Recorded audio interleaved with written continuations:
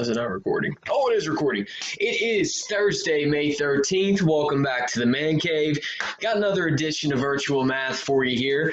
I went with the old school. I went with the throwback Kobe Bryant jersey. Rest in peace. In honor of Kobe, I tossed him in a word problem today. I think it was number 3. But again, got my different jersey on. Different jersey every day. You know the drill. So you've gotten 3 days down of your Fantastic Five, about to go with your 4th day. Hopefully the videos are helping. Hopefully your scores are moving in the right direction. And if not, that's why you're here. So hopefully something you see today can help you get to where you want to go. So, boom, bring it in for the just look at me. It's like I'm not even trying anymore. All right. Get out of here. Boom. And we are off. All right. So, number 1, Antonio hit 9 home runs. Justin has hit 3 times as many home runs as Antonio. How many home runs did they hit in all? This question, I'm not worried about the math. I'm just worried about the reading, to be honest with you. But if you've been solving it and doing, really, if there's one thing you've been doing that I've been showing you, it'll kind of make sure you don't read the question wrong. First of all, times as many. Again, you know that's a multiplicative comparison problem. So we can pull the 2 things out that we're comparing, and those people are Antonio and Justin.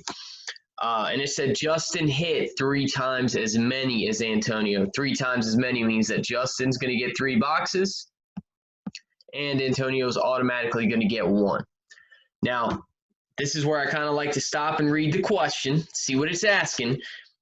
Do I care about Antonio? Do I care about Justin? In this case, it says in all. So they're both important, meaning I need to know both of their totals. Luckily, the problem already told me one of them. Antonio hit 9 home runs. If Antonio's only got 1 box, there's 9 in that box. And if there's 9 in his box, that means there's 9 in everybody else's box. Boom. Now that you've got that number, if I want to know their total in all, I know that's 9. I can figure out what Justin's total is by doing 9 plus 9 plus 9. I can go 9 times 3. Either way you do it, that's going to give you 27. I could see some people choosing 27 as the answer choice if they didn't read, but you got to go one step further. You got to go 27 plus 9, and that's going to give you an answer choice of 36, which would have been D. Again, that question, I think as long as you are reading it correctly, you'll get that one right because the numbers aren't too hard to deal with. And we've been doing those for a long, long time this year. Even when we were in school and not doing this virtually, we've done a lot of those different examples. All right, moving on to number 2. To pass the fitness test, Elijah had to do 50 push-ups. He's already done 14 2/5 push-ups. How many push-ups does he have left to complete? So that word left is going to tell you exactly what you need to do. We're going to take those 50 push-ups that he has to do. We're going to get rid of the ones that he's already done. That way we can figure out what's left. The only problem here is you should know by now you cannot take a fraction unless you have a fraction. So we're going to give 50 a fraction. We can't just make 1 up. We're going to get it from somewhere. So we're going to take 1 away from 50. Change that to 49. And that 1 whole that I took away, I'm going to put back as a fraction. Now, this fraction's got to be equal to 1. Now, I get the denominator from the other fraction on the other side right here. If that fraction's in fifths, my new fraction has to be in fifths.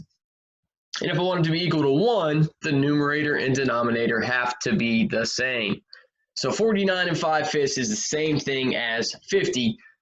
I just make it look like this so I can actually do my subtraction. And in this case, I can. So let me get my eraser. I always start with the whole numbers first. So I'd go 49 minus 14. 9 minus 4 gives me 5. 4 minus 1 gives me 3. That gives me a whole number of 35. And then if I go 5/5 minus 2/5, That would give me a final answer of 35 3/5 push-ups, which would give me the answer choice of D. And I had to look at those pretty carefully because they all look pretty similar, but that one would have been D. If you just did 50 minus 14, you would have got a whole number of 36, so A or B might have been your answer. But if you're choosing A or B, I could probably tell that you're not watching the video. So I wouldn't expect people to choose those. So that one would have given you D. All right, number 3. This one's a little bit different than it has been. I'm going to show you the same way, though. It says Kobe Bryant scored 33,643 points in his career. To the nearest 100, how many points did he score? So we've been rounding to the nearest 1,000 with that rounding coaster, but you can still do it no matter what place value you're rounding to. So I'll write 33,643. Go ahead and put my coaster up. And if I'm rounding to the nearest hundreds place, I'm going to underline it and section it off. All right. Then I can go ahead and put my numbers around the outside, 0 through 4 on the left, 5 through 9 on the right. Really, it's kind of pointless to put the 0 because you wouldn't have to round if it was there, but whatever. All right, so down at the bottoms of the coaster, I got to put the number that is sectioned off. When I look at what's sectioned off right here, I see 336. And after that number comes 337. Once I've got all of this done, I'm going to look to that number to the right of the line, which in this case is a 4, and circle it. Then I have to decide, is that on the 336 side or the 337 side? And that's very clearly on the 336 side. And my last step is, however many numbers I have next to that line, that's how many zeros I have to add. In this case, it would be 2. Then I can go ahead and count 3 numbers over and put my comma. Kobe's total points rounded to the nearest 100 would be 33,600, which would have given you A. So without reading, if you just did this the same way you've been doing it, you would have gotten 34,000, which would have been C. So make sure you're reading the questions, because obviously I'm not going to make them the exact same every day. They are going to change every now and then. All right, moving on to number 4. It says, I started my weekend run at 8:09 a.m. and finished at 9:14 a.m. How long was my run? So I'm looking for my elapsed time. And for this question, it gave us the start time. It gave us the end time. So I'll go ahead and put my start, 8:09. I know I'm going to 9:14. Both of these AM for this question doesn't necessarily matter. But remember, you got mountains, you got hills, you got rocks. I always start with the mountains, then move my way down. I might not even have to use some of them, or I might not be able to use some of them. Like, you won't always be able to use a mountain. In this case, I can, because we know a mountain is 1 hour. I can add 1 hour to my start time and get closer to my end time. So if I add my one mountain, 1 hour, that takes me to 9:09 p.m. or a.m., I'm sorry. Now, if I tried to go another mountain, it wouldn't work. I'd go past my end time. We can't do that. All right. Then I would try to do a hill. Now, a hill can be 10 minutes or it can be 5 minutes. I always like to start with 10 minutes, but I can't do 10 minutes because if I do 10 minutes, that's going past my end time. But then I would try 5 minutes. Can I add 5 minutes to this time without going past? And that answer would be yes.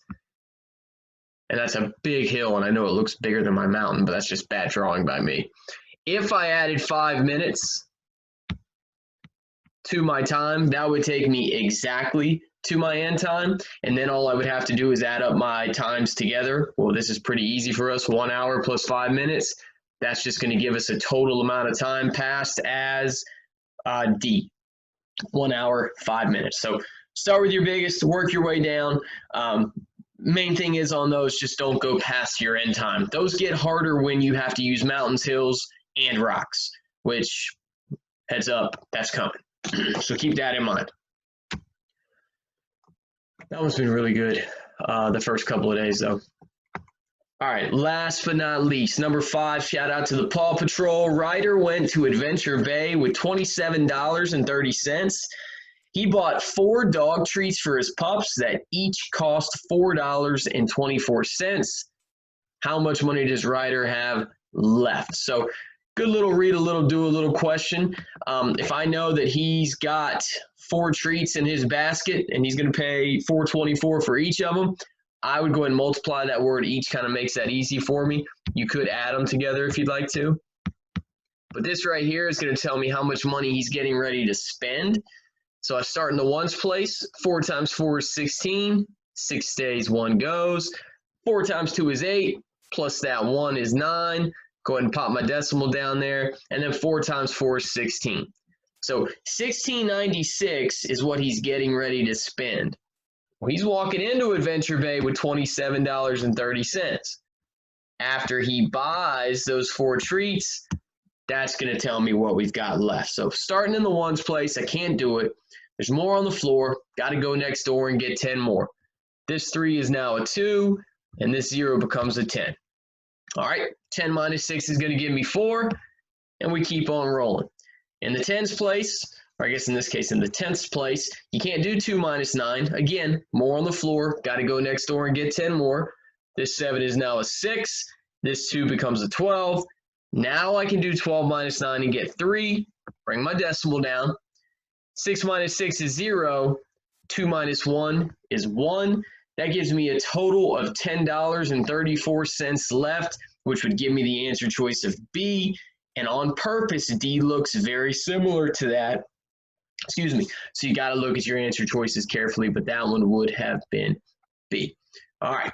So on Thursday's Fan 5, really no reason why you shouldn't be at a 4 or a 5. Even though Friday's the day that matters, if you're getting less than a 3 today, you might want to stop and go back and watch all these videos. What else you got to do? I mean, these videos are 10 minutes long. So take some time, put some time aside to do your best, because I don't know why you would want to do something if it's not going to be your best. Because on Monday, my class did really well, and on Tuesday, 50% of them, I think it was 49% of them went backwards, which should never happen. And I don't know if other teachers are maybe experiencing the same thing in their classrooms, but guys, it should be a climb all the way up for the whole week. So today, make sure you're getting what you need to get. Set yourself up to be successful for the quiz tomorrow. Thank you guys for watching. Best of luck. Do your best, and we will see you tomorrow.